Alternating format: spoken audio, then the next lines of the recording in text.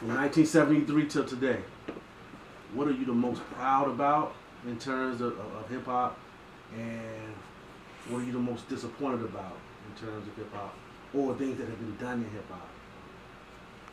First question. What I'm most proud about is my children. I didn't know my father. And I say this is a hip hop issue. I didn't know my father. He left when I was like 1 year old. I left home when I was like 14. I never really got into my mother either. Maybe that's where I get my ideas of having no parents and being born from where you stand. But what I seen of the hip hop community is many of us went through the same thing. And now we corrected that in hip hop. No one wants to talk about how many black men are home with their kids now. Even when dude is like, yo, back in the days you break up with the mother, you left the kid too. Now, hip hop is more like today, say, look, if me and the mother's not getting along, I'm still holding down my kid. This is a new thing. Okay, I don't know that African Americans are even doing that. But I know hip hop is doing that. I know hip hoppers are trying to correct this thing because we were affected by it explicitly. So I'm most proud of my children, to be honest with you. I'm most proud of that. You know they work with me. Yeah. They go all over the world. They were born into hip hop. I trained them up. My son's the DJ. My daughter sells all the merch. She's product management. My youngest son, Isaac, is stage management. And my wife is Kandake Queen Mother, controller of everything. That's what it is. Whole family. I can't be KRS without that. My independence rests on that. You know, they say behind every great man is a great woman.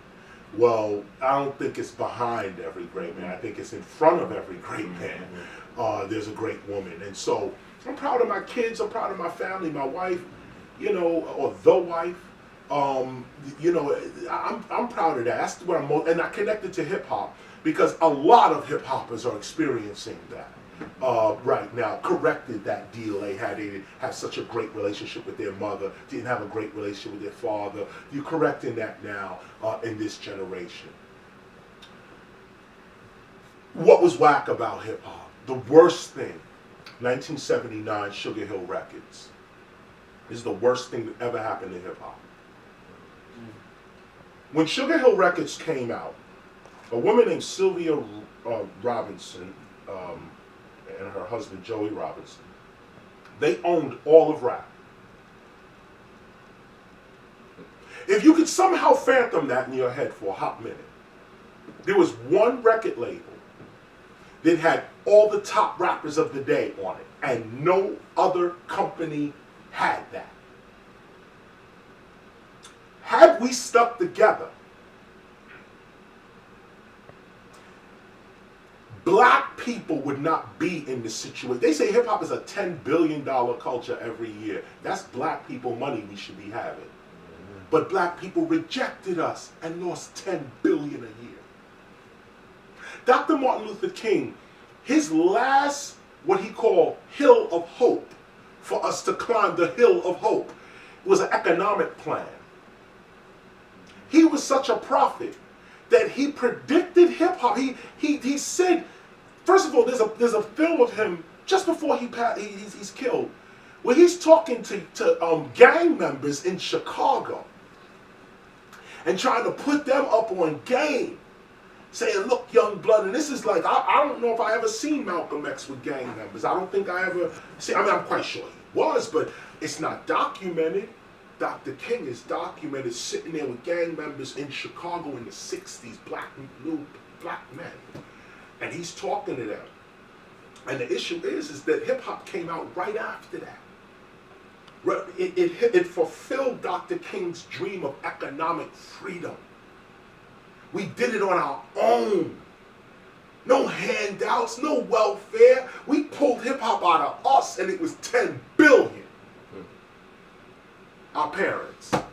Oh, you ain't shit. You ain't never gonna be nothing. You ain't yee gaga goo. 10 billion a year gone. Whole dream of Dr. King gone. Take it up now to Sugar Hill Records.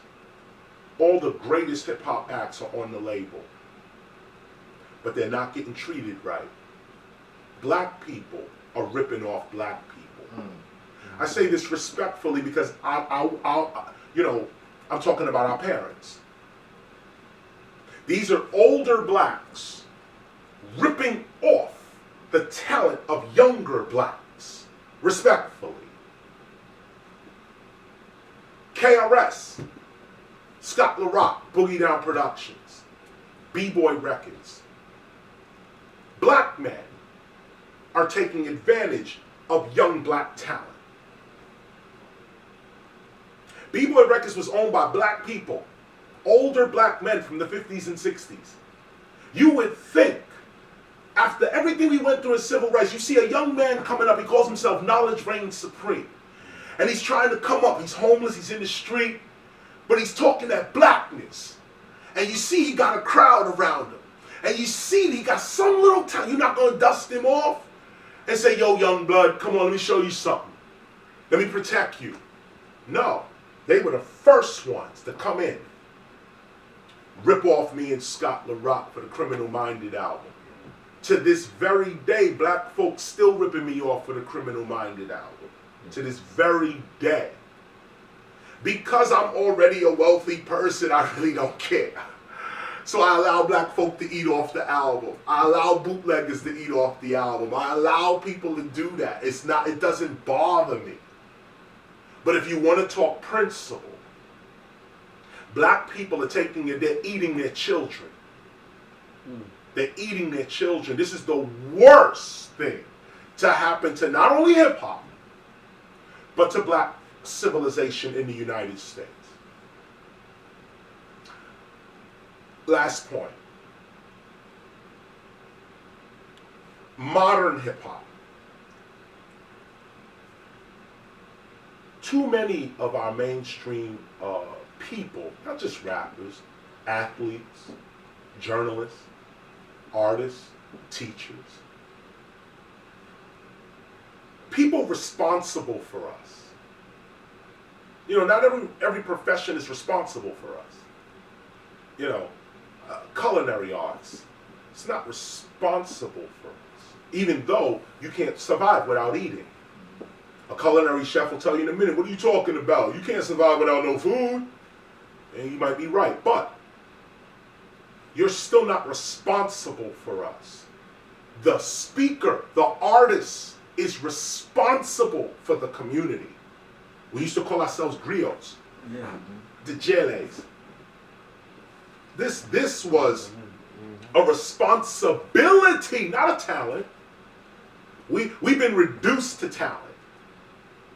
What your skill means is responsibility. You are blessed like this to serve your people. There is no other reason for your talent other than for you to serve your people. Now, those that are supposed to be representing a people have dropped the ball. Matter of fact, they didn't even drop it. They threw that shit in the garbage willfully. They didn't want no responsibility.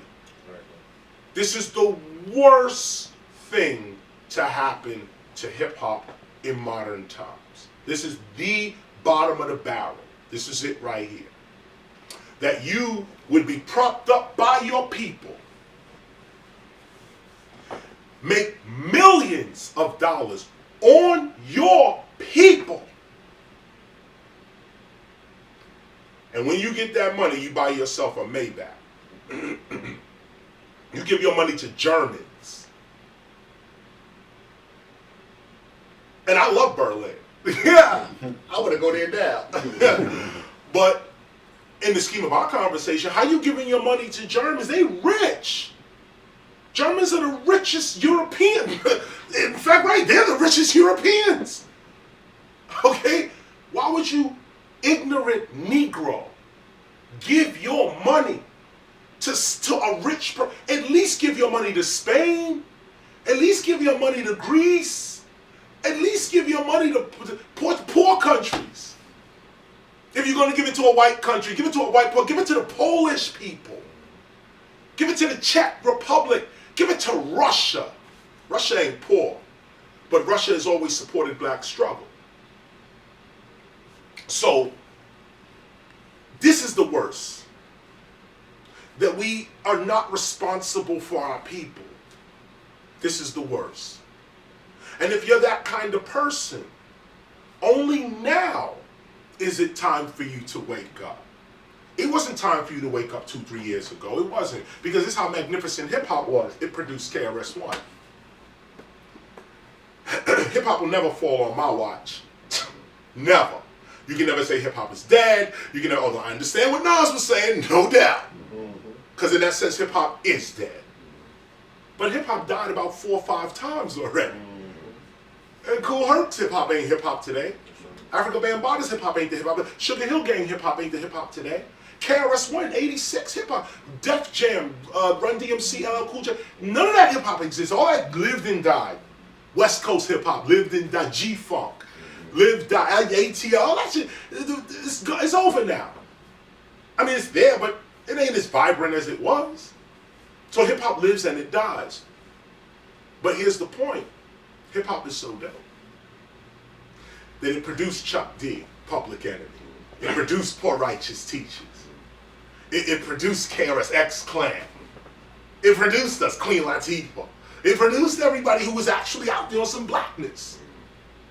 Now, we didn't get the money. We didn't get the fame.